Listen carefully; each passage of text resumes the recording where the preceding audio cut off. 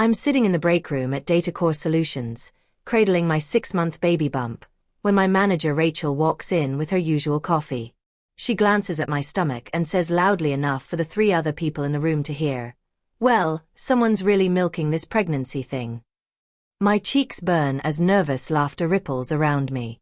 I force a smile and say nothing, but my heart pounds. Rachel has been like this for weeks now. Little comments about my reduced productivity, pointed questions about whether I'm still committed to the team. I've been a senior data analyst here for 4 years.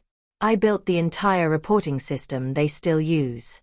I trained half the current team. But ever since I announced my pregnancy at the quarterly meeting 3 months ago, Rachel's attitude has shifted. She started excluding me from important client calls, assigning my best projects to newer team members, and making jokes about mommy brain during meetings. Today feels different though. As I walk back to my desk, I overhear her in the hallway talking to Derek from accounting. "Dead weight," she says clearly. The second she goes on leave, we're restructuring. Mark my words. My stomach drops. I slip into the bathroom and lock the stall, hands shaking. I pull out my phone and start a new folder in my email app. I label it, documentation. Something tells me I'm going to need it. That night, I lie awake next to my husband Marcus, replaying Rachel's words. Dead weight. The phrase burns in my mind. Marcus notices my restlessness and asks what's wrong. I tell him everything. The comments, the isolation, today's conversation. His jaw tightens. "That's discrimination," he says firmly. "You need to document everything." He's right, but fear creeps in. What if I make things worse? What if they find a reason to fire me before I even go on leave? The next morning at work, I start paying closer attention. I forward every email from Rachel to my personal account, the ones reassigning my projects, the ones questioning my hours, the ones with subtle digs. I keep a detailed log in a private document. Dates, times, witnesses, exact quotes. When Rachel sends a team-wide email announcing a temporary restructure during upcoming absences, I screenshot it and note that I'm the only person going on leave in the next 6 months. During lunch, my colleague Priya pulls me aside in the parking lot.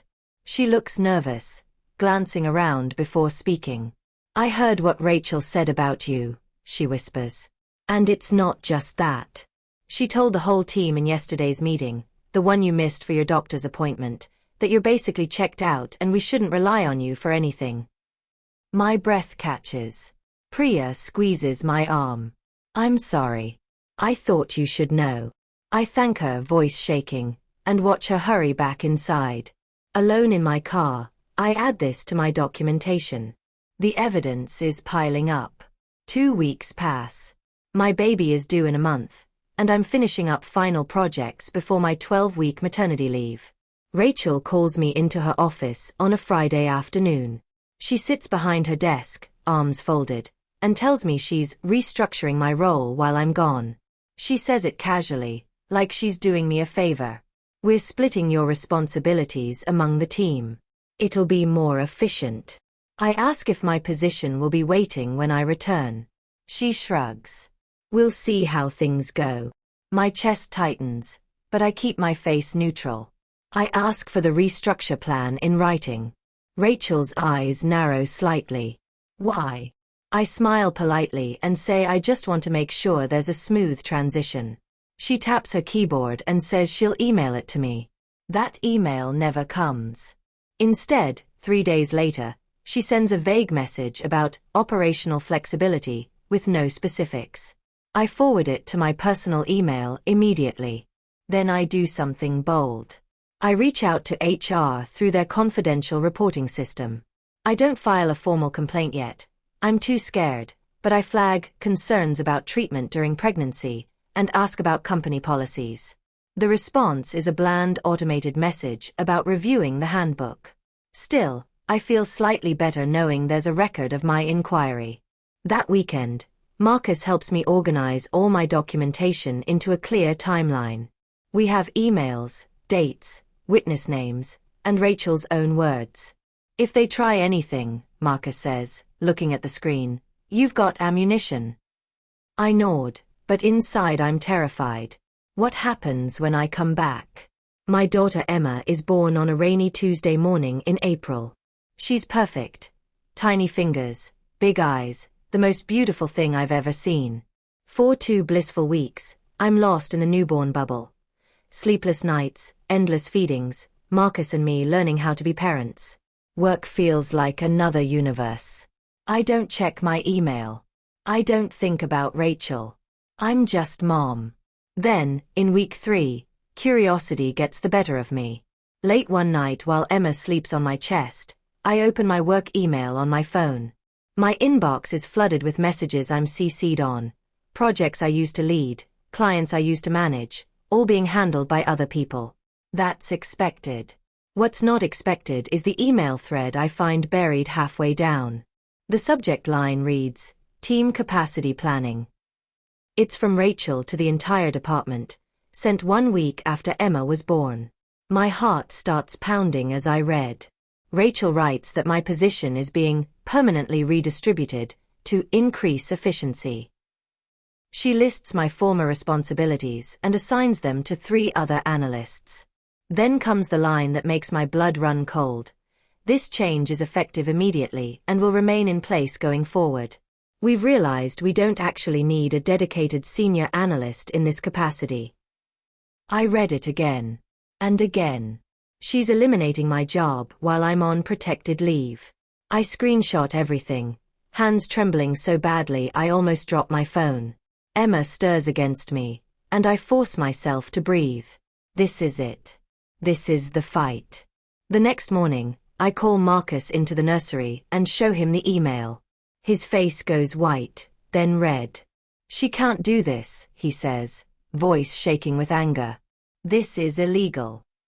I nod, but fear overwhelms me. What if they claim it's just restructuring? What if HR sides with management? What if I lose everything? My job, my income, my career, right when we need it most.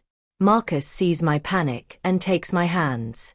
You have evidence, he reminds me. Months of it.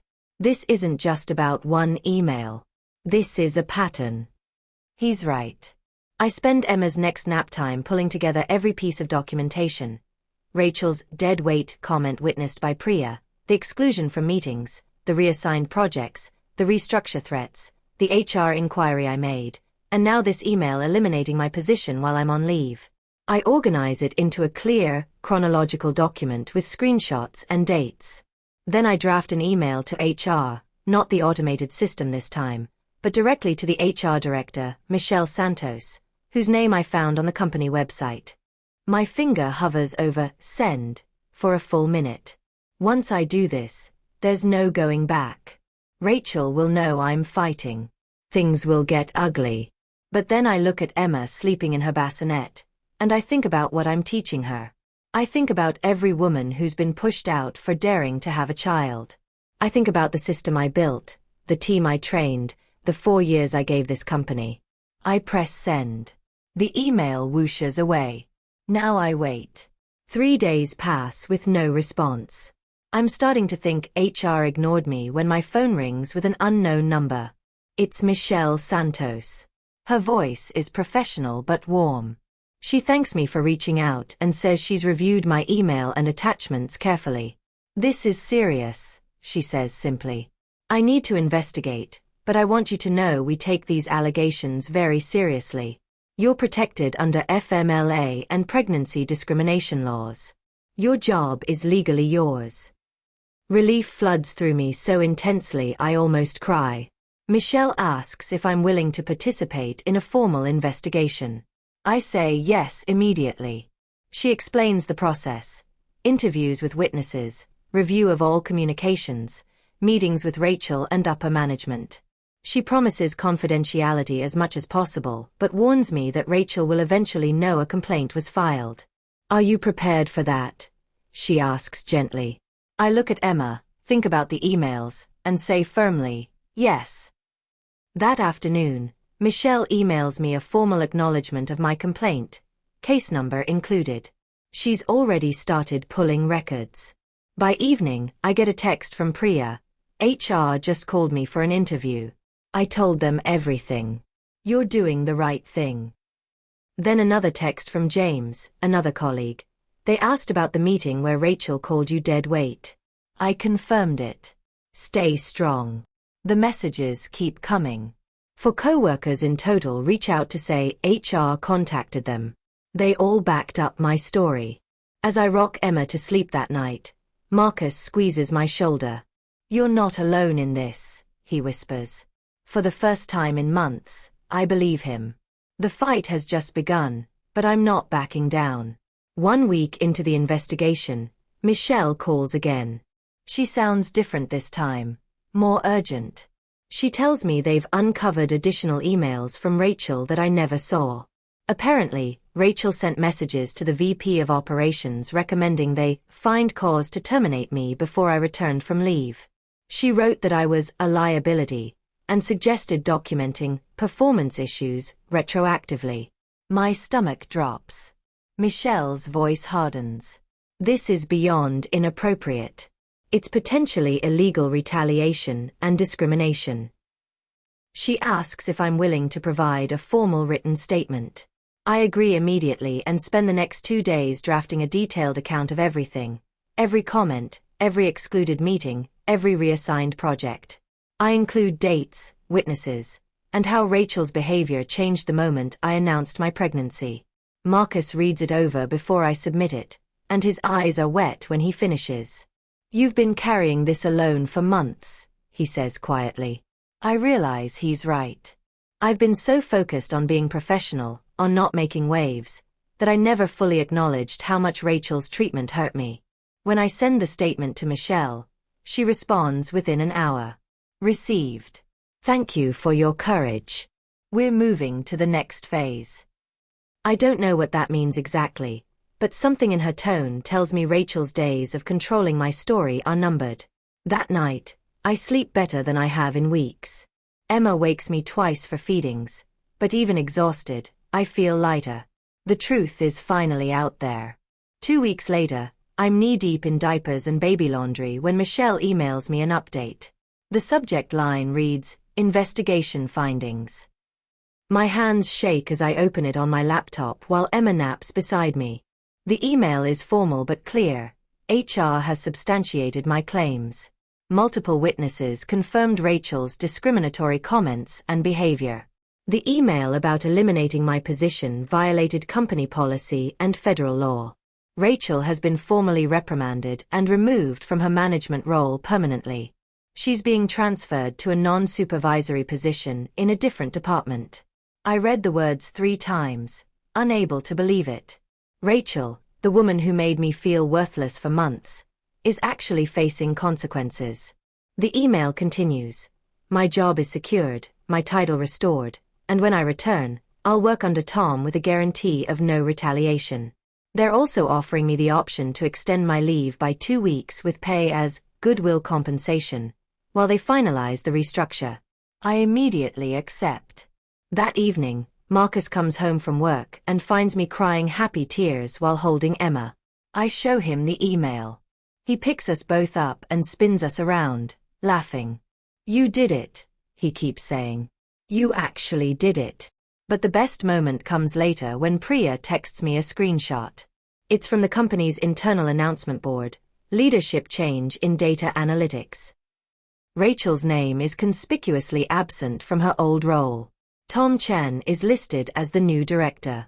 Priya adds, everyone's talking about it. Some people are finally asking questions.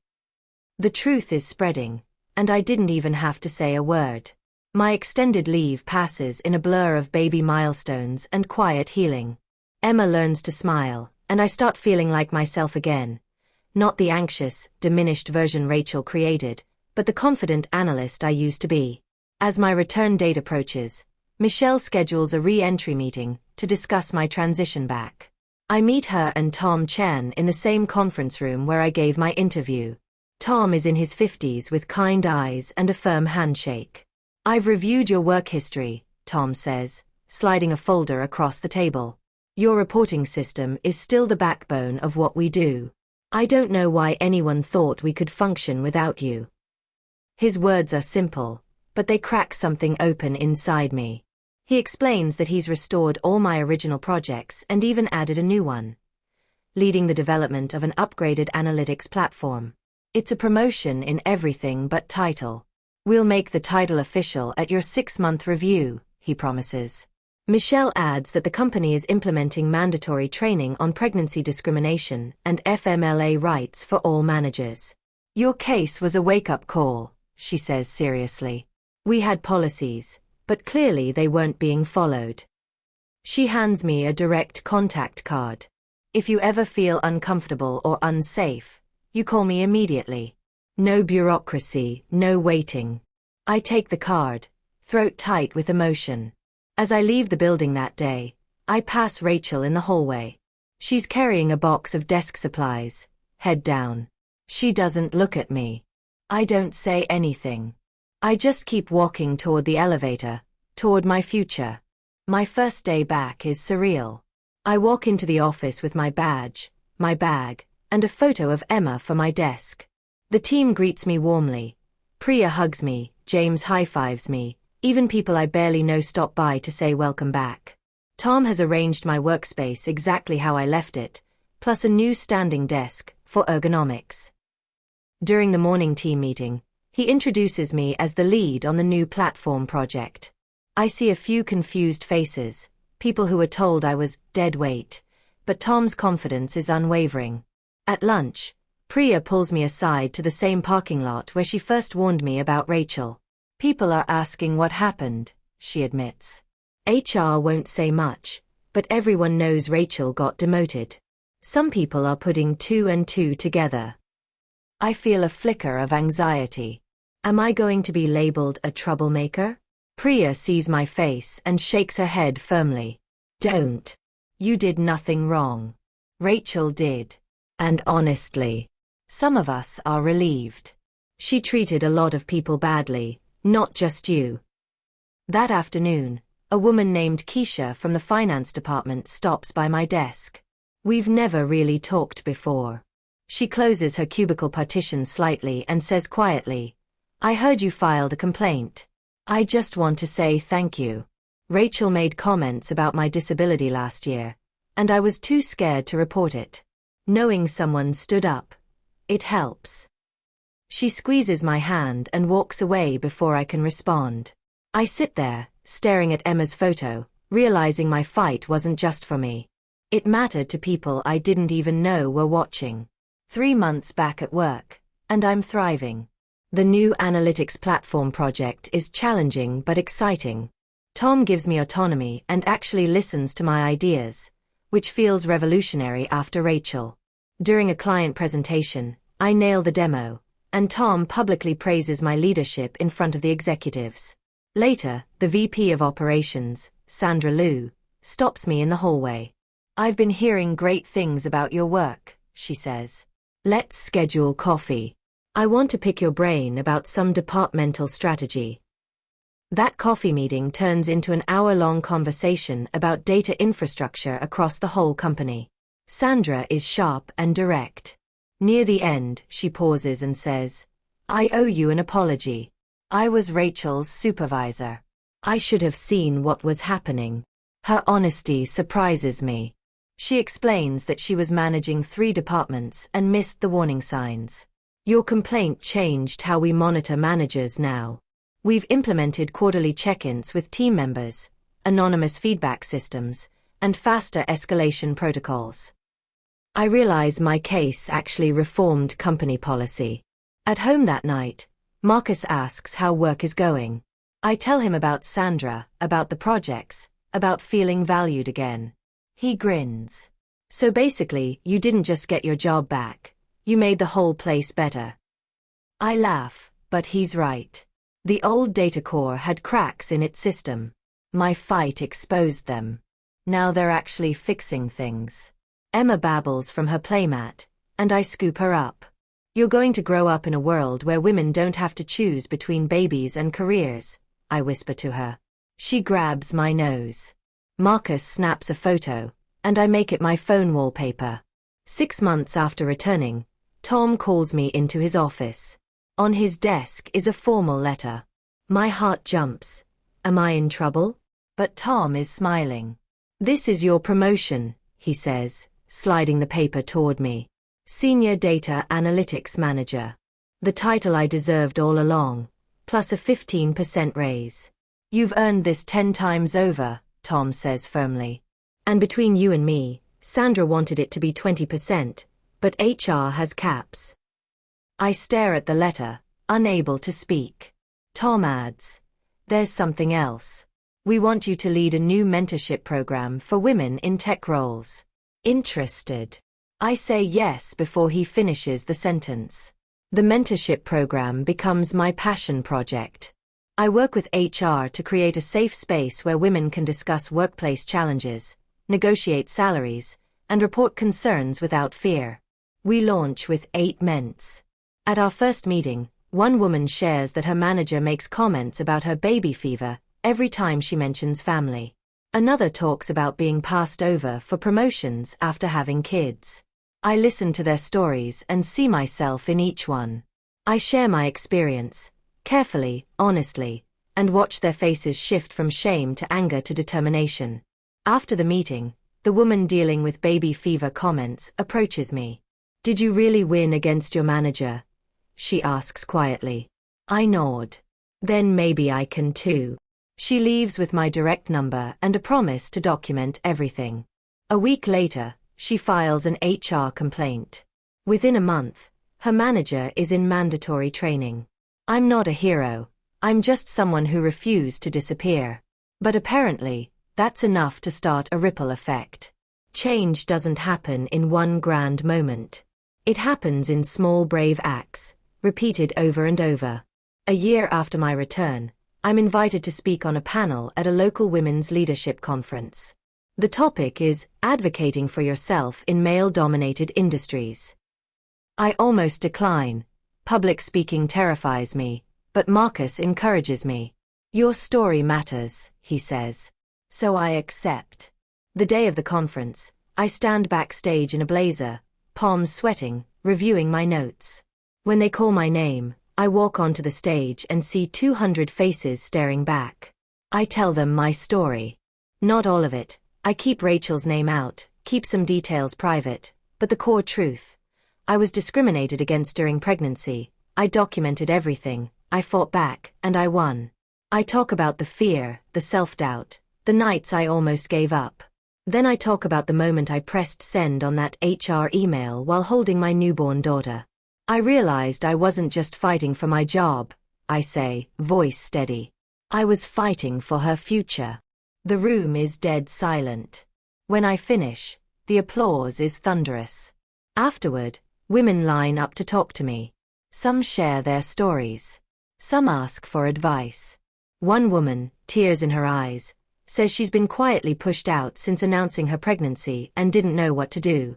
I give her Michelle's contact information and my personal email.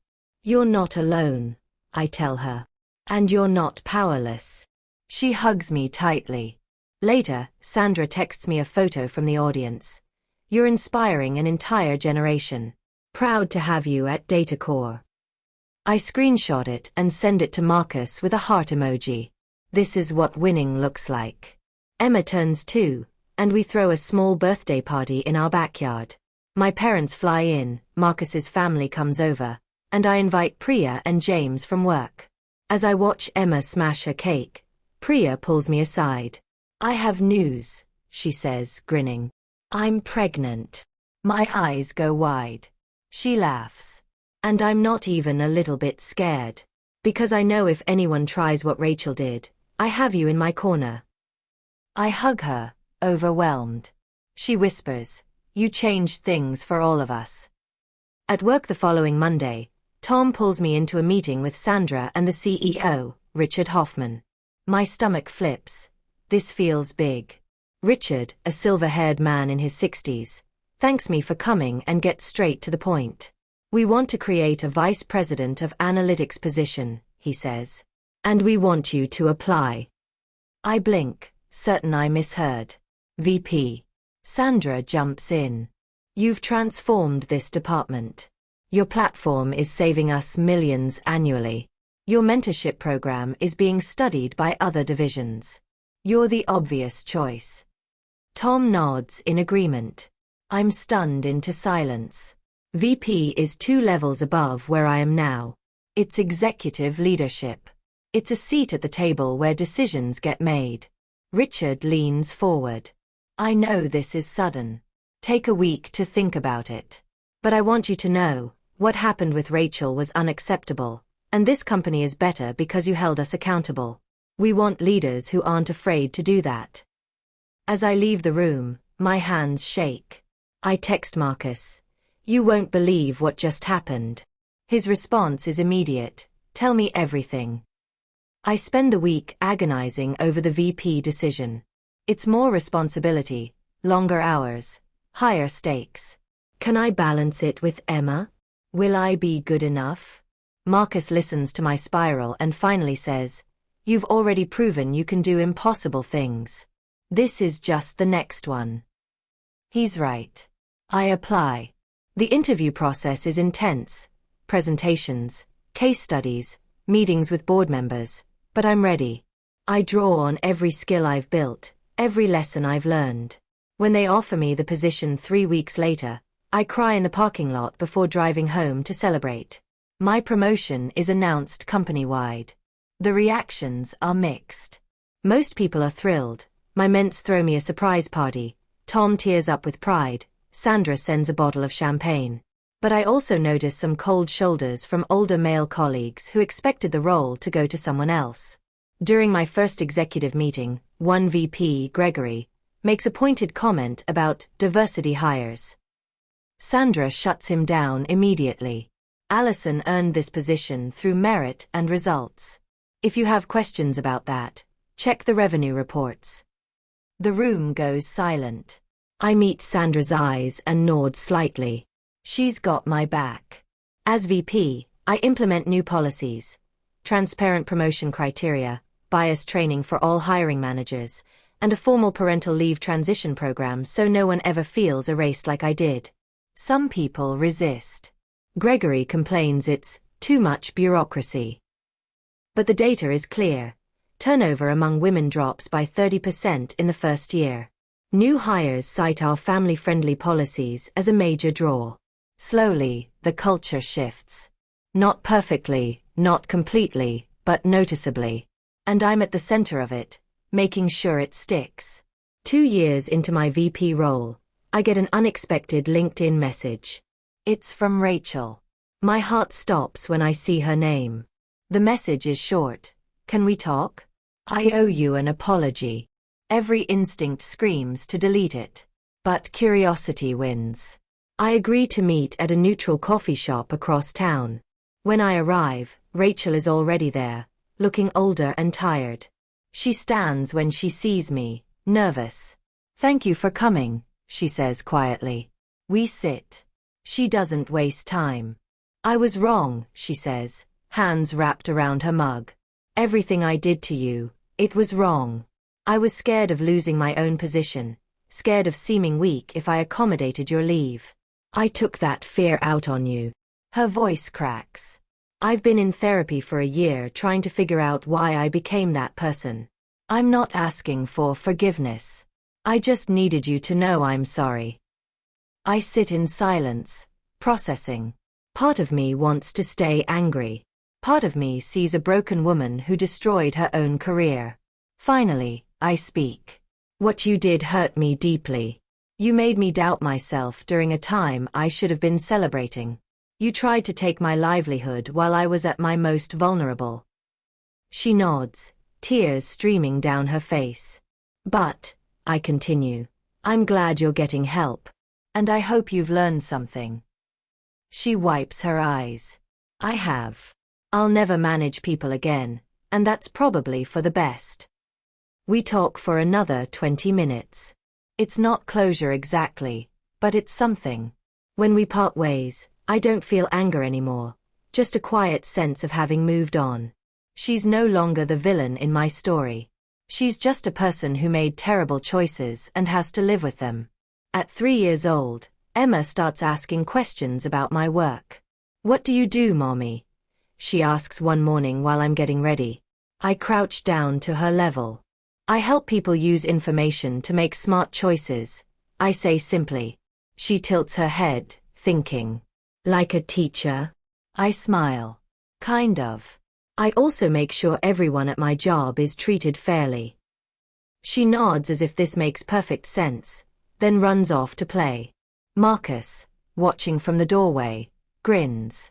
"She's going to grow up thinking what you do is normal, fighting for fairness, leading teams, demanding respect." He's right.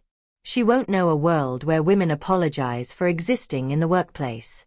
At the office, my mentorship program has expanded to 30 women across all departments. We meet quarterly, and I bring in guest speakers, lawyers, executives, entrepreneurs. One session, I invite Michelle from HR to discuss how to recognize and report discrimination. A young woman raises her hand. "What if you're scared of retaliation?" Michelle doesn't hesitate. "That fear is valid. But federal law protects you. And companies like ours are finally taking it seriously, because people like Allison made us." She gestures to me. The woman looks at me with something like awe, and I feel the weight of what I've built. This isn't just about me anymore. It's about every woman who comes after me. Later, Sandra stops by my office. "Richard is retiring next year," she says casually. "There's going to be a CEO search. You should throw your hat in." I almost laugh. It's too absurd. But Sandra is dead serious. "You're 42. You've got 15 years of executive potential ahead of you. Why not?" She leaves me with that thought. CO. Could I? Should I? I don't decide right away, but the seed is planted. I decide not to apply for CEO. It's too soon, and honestly, I'm happy where I am. Instead, I focus on making DataCore a national model for workplace equity. We partner with a university research team to study our policies, and they publish a case study on our parental leave transition program. Suddenly, I'm getting calls from other companies asking how we did it. I start consulting on the side, paid speaking engagements, advisory roles, workshops. Marcus jokes that I'm becoming famous. I laugh, but there's truth to it. My name is being attached to change. One evening, I'm preparing a presentation for a Fortune 500 company when Emma climbs into my lap. "Can I see?" she asks, pointing at my laptop. I show her the slides, graphs, policies, photos of diverse teams. She studies them seriously. "Is this your important work?" she asks. I nod. "Do you help mommies?" The question catches me off guard. "Yeah, sweetheart. I do." She hugs me tight.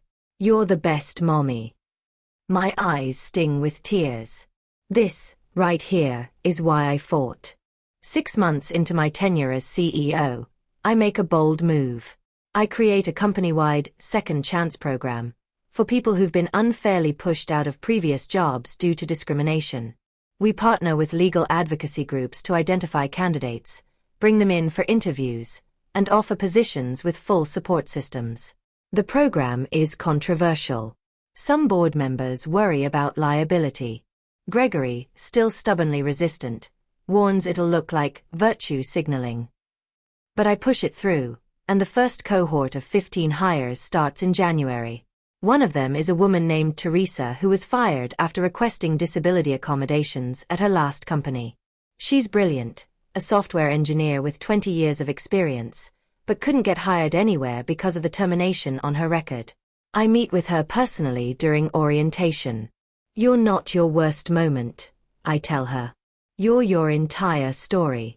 And your story matters here." She tears up. Within 3 months, Teresa leads a critical infrastructure upgrade that saves us millions. At the quarterly meeting, I highlight her work publicly. "This is what happens when we see people's potential instead of their past," I say. The room applauds. Gregory stays silent. Later, he approaches me privately. "You were right," he admits grudgingly. This program is working. It's not an apology for his past behavior, but it's progress.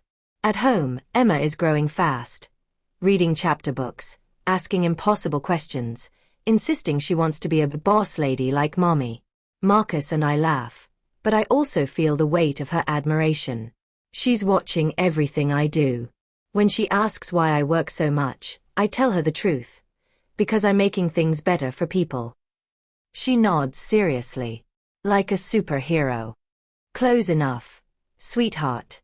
2 years into my role as CEO, DataCore is thriving. Revenue is up 40%.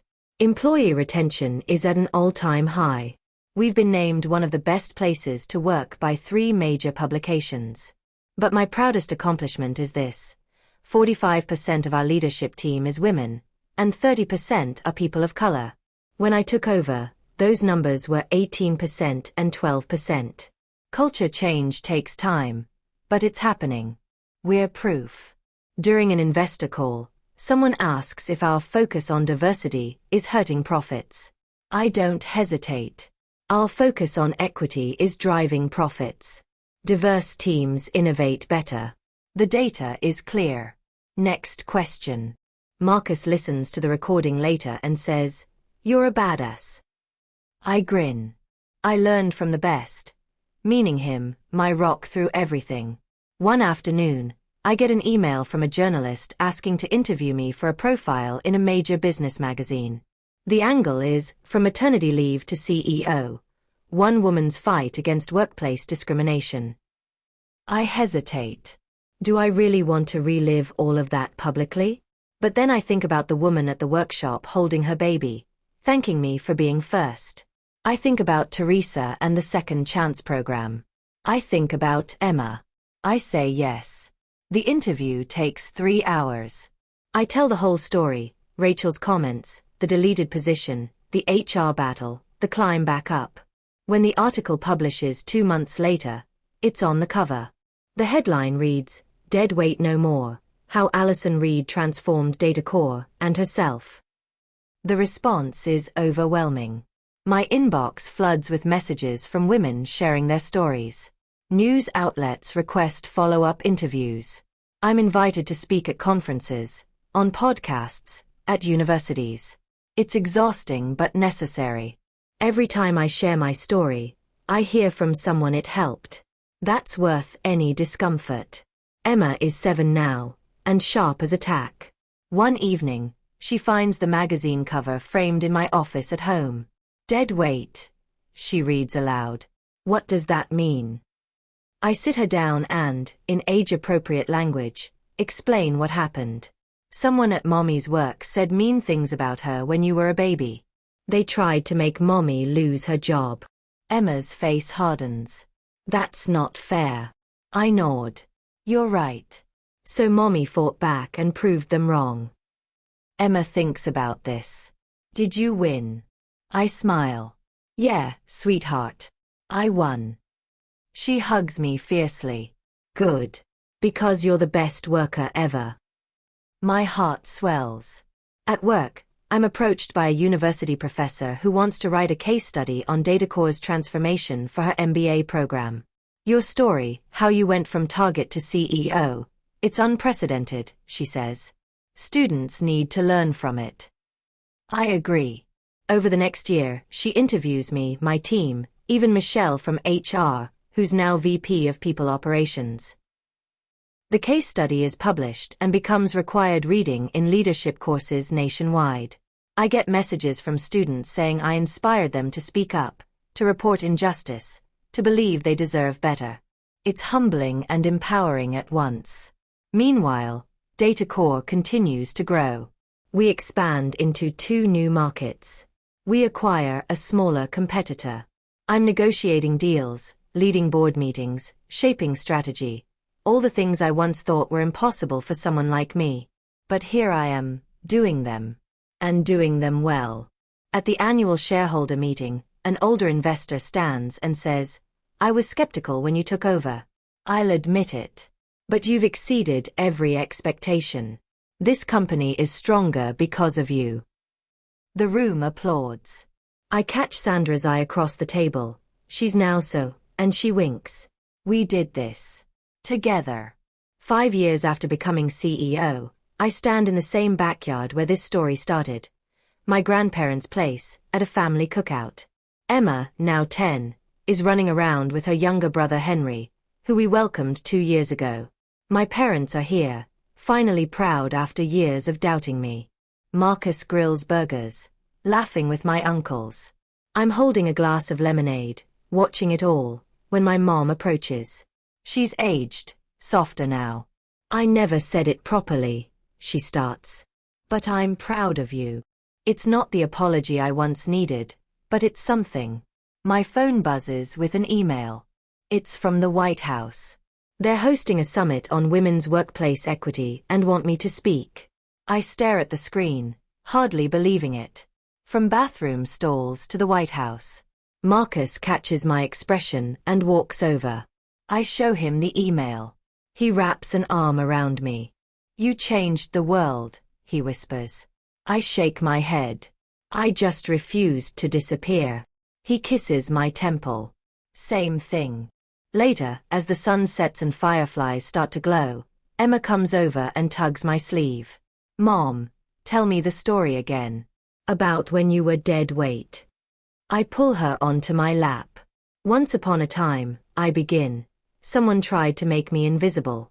But I had proof. I had people who believed in me. And I had myself. She snuggles close. And then you became the boss of everyone. I laugh. Not everyone. Just one company. But yeah, basically. She grins. When I grow up, I'm going to be like you. I hold her tight, looking around at my family, my life, everything I built from the ashes of that email. Sweetheart, I say softly, you're going to be better.